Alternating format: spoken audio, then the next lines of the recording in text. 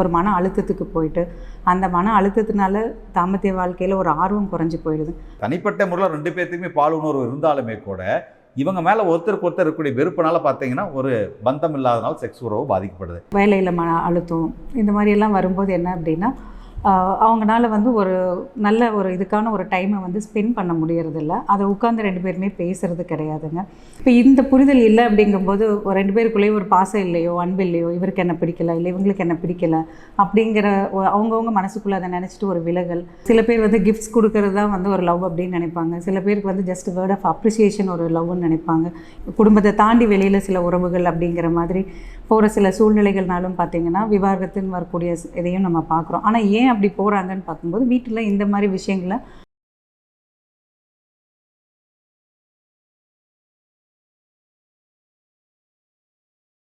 மனதளவில் தயாரானாலும் இல்லை நவநாகரிகமான இல்லை இந்த விஞ்ஞானபூர்வமான சிகிச்சை எடுத்துக்கொண்டாலுமே கூட பால் உணர்வுங்கிறது, அதாவது செக்ஸுங்கிறது ஒரு ஆண் பெண்ணுக்குள்ளே நடக்கக்கூடிய விஷயம். குறிப்பாக ஒரு கணவன் மனைவிக்குள்ளே நடக்கக்கூடிய விஷயம். இப்போது ஒரு கணவன் மனைவி 2 காந்தம் மாதிரி 2 நார்த் போல் பார்த்திங்கன்னா பக்கத்தில் வச்சிங்கன்னா ரெப்பல் ஆயிரும். அப்போது 2 காந்தம் ஒன்றுக்கு ஒன்று ஒட்டாமல் போயிடும் ஒரே போலாக இருந்தால். அந்த மாதிரி ஒரு கணவன் மனைவி அவங்களுக்குள்ள ஒரு ஒற்றுமையே இல்லை, ஒரு ஒட்டுதலே இல்லை, 2 பேரும் எதிரியும் புதிரியுமா இருந்தாங்கன்னா அங்கே செக்ஸ் உணர்வு இருந்தும் கூட தாம்பத்திய உறவு நடக்காது. அப்போது அந்த மாதிரி விஷயத்தை இப்போது பிரேமா மேடம் இருக்காங்க, அவங்ககிட்ட எப்படி ஒரு கணவன் மனைவிக்குள்ளே பிரச்சனை உருவாகுது, என்னென்ன பிரச்சனை, என்னென்ன காரணங்களால் உருவாகுது, அதை எப்படி ஓவர் கம் பண்ணுறதை பற்றி அவங்க சொல்ல போகிறாங்க. இப்போ மேடம், இப்போ பார்த்தீங்கன்னா இப்போ நான் சொன்ன மாதிரி 2 காந்தம் ஒரே போலாக இருந்துச்சுன்னு ரெப்பல் பண்ணோம். இப்போ அந்த மாதிரி சில கணவன் மனைவி கல்யாணம் பண்ணிக்கும் போது பார்த்தீங்கன்னா நார்த் போல் சவுத் போலாக தான் இருப்பாங்க. பட் காலப்போக்கில் அவங்களுக்குள்ளே பார்த்தீங்கன்னா ஏதோ ஒரு காரணத்தால் ஒரு வெறுப்பு ஏற்பட்டு இடைவெளி உருவாகிறது.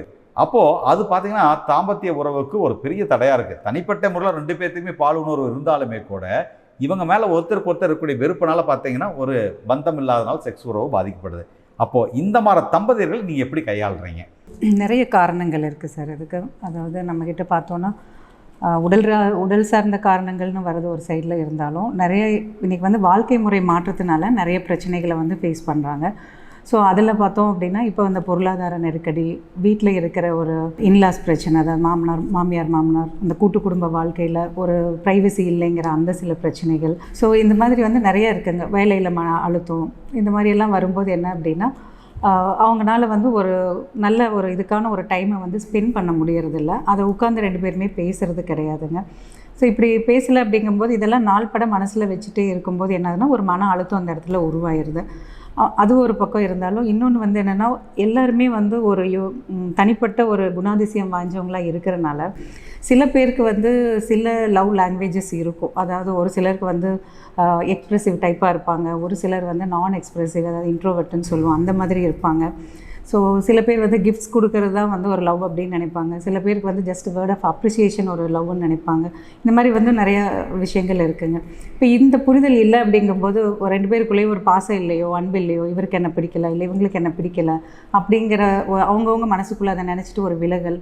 இது இல்லாமல் இப்போது பார்த்தோம் அப்படின்னா இன்றைக்கி வாழ்க்கை முறையில் நிறைய இடத்துல ஒரு எக்ஸ்ட்ரா மேரிட்டல் ரிலேஷன்ஷிப், அதாவது குடும்பத்தை தாண்டி வெளியில் சில உறவுகள் அப்படிங்கிற மாதிரி போகிற சில சூழ்நிலைகள்னாலும் பார்த்திங்கன்னா விவாகரத்துன்னு வரக்கூடிய இதையும் நம்ம பார்க்குறோம். ஆனால் ஏன் அப்படி போகிறாங்கன்னு பார்க்கும்போது வீட்டில் இந்த மாதிரி விஷயங்களை ஹேண்டில் பண்ணுறதுக்கு, உட்காந்து பேசுகிறதுக்கோ கேட்குறதுக்கோ பொறுமை இல்லை அப்படிங்கிற நேரத்தில், இல்லை அதை கரெக்டான விதத்தில் கம்யூனிகேட் பண்ண முடியல அப்படிங்கும்போது இதெல்லாம் ஒரு பிரச்சனைகளாக ஒன்றா சேர்ந்து தான் ஒரு மன அழுத்தத்துக்கு போயிட்டு அந்த மன அழுத்தத்தினால தாம்பத்திய வாழ்க்கையில் ஒரு ஆர்வம் குறைஞ்சி போயிடுது.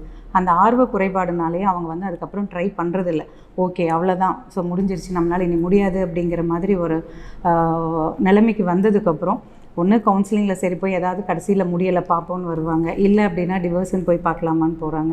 அதையும் தாண்டி நம்ம அது ஸ்டடி பண்ணினதுக்கப்புறம் தான் ஃபிசிக்கலி ப்ராப்ளம்ஸ் இருந்துச்சுன்னா அதையும் சரி பண்ணுறதுக்கான ஆலோசனைகளை கொடுத்து அவங்கள நம்ம சரியாக்கிறதுக்கான வாய்ப்புகளை இங்கே உருவாக்கி தருவாங்க.